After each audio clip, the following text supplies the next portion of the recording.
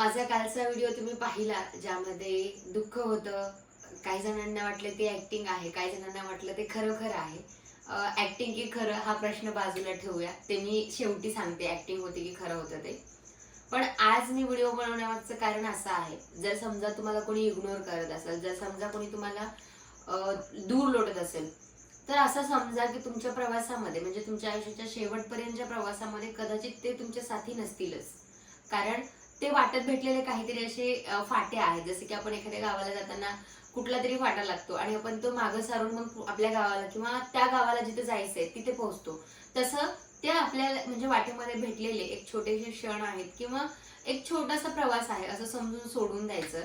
आणि जर समजा तुम्हाला कोणी इग्नोर करत असेल, तर तुम्ही एकच करा, फक्त स्वतःवरती फोकस करा. स्वतःवरती फोकस करणं म्हणजे तुम्हाला जे आवडतं किंवा तुम्हाला जे करायचंय, तुम्हाला ज्याच्यामध्ये मन रमतं ना ते करा. कारण का माहितीये, ज्याच्यामध्ये आपलं मन रमतं आपण ते करायला लागलो ना की इतरांची कुणाचीही आठवण येत नाही किंवा कोण कोण काय करतंय किंवा कोण किती इग्नोर करतंय हे आपण सगळं बाजूला सारून आहे ना स्वतःमध्ये रमायला लागतो. आणि माणूस जेव्हा स्वतःमध्ये रमून एकटा जगायला शिकतो ना, तेव्हा सांगते जगामध्ये त्याच्या एवढं आनंदी आणि त्याच्या एवढं सुखी माणूस कोणीच नसणार आहे.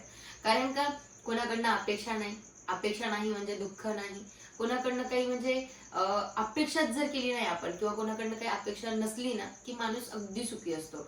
जिथं अपेक्षेचा उगम होतो तिथं दुःख वाटायला येतं. त्यासाठी आपल्यामध्ये अपेक्षा बाळगू नका. कोण काय करेल किंवा कोण मदत करेल, कोण सोबत असेल, कोणी नाही. एकटे आलात, एकटे जाणार आहात आणि एकट्यालाच राहायचंय, एकट्यालाच जगायचंय. त्यासाठी स्वतःवरती फोकस करा आणि स्वतः जगण्याचा प्रयत्न करा. आणि कालचा व्हिडिओ राहिला, थोडेसे इमोशन्स होते, थोडंसं दुःख होतं, पण ऍक्टिंगही होती, प्रयत्न होता. आणि मी त्यावेळेला खरोखर म्हणजे रडत नव्हते, पण शेवटी शेवटी आलं रडू. पण रडणं थांबवा. रडायचं असेल तर एकट्यात रडा. लोकांसमोर रडल्याने खरंच लोक भांडवल करतात. आणि लोकांसमोर जर तुम्ही तुमचं दुःख मांडलत ना, तर त्याचंही भांडवल करतात. आणि नवल या गोष्टीचं वाटतं की कालच्या व्हिडिओला मला कमेंट आली की दुःख ऐकायचे 500 आणि तू जर समज माझ्यासोबत मला तुझ्यासोबत रडायचं असेल तर 1000 रुपये. आणि ही जरी कॉमेडीमध्ये कमेंट केली असेल तरी ही सत्यता आहे. आजकाल म्हणजे शिटीमध्ये कोणीतरी एक्सपायर झाल्यानंतर रडायसाठी माणसं लावतात असं ऐकलं होतं, पण कमेंटही येत आहेत. याचा अर्थ तुमचं दुःख ऐकायला सुद्धा पैसे लागतात आणि तुमच्यासोबत रडायला 1000 रुपये लागतात.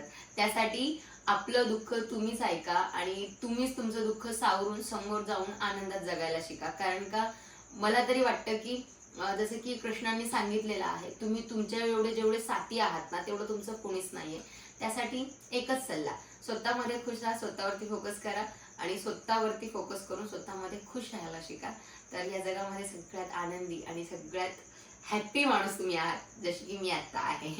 तुम्हाला काय वाटतं कमेंटमध्ये नक्की सांगा. आणि हे माझे थोडेसे छोटेसे चुटकुले किंवा थोडंसं ज्ञान किंवा थोडंसं काहीतरी अनुभव काय काय म्हणता येईल ते तुम्ही म्हणा. पण मी असं सांगत जाईल. ऐकत चला. माझ्या चॅनलला लाईक करा, शेअर करा आणि सबस्क्राईब करा. आवडल्यास नक्की तुमच्या मित्रांमध्ये शेअर करायला विसरू नका. धन्यवाद.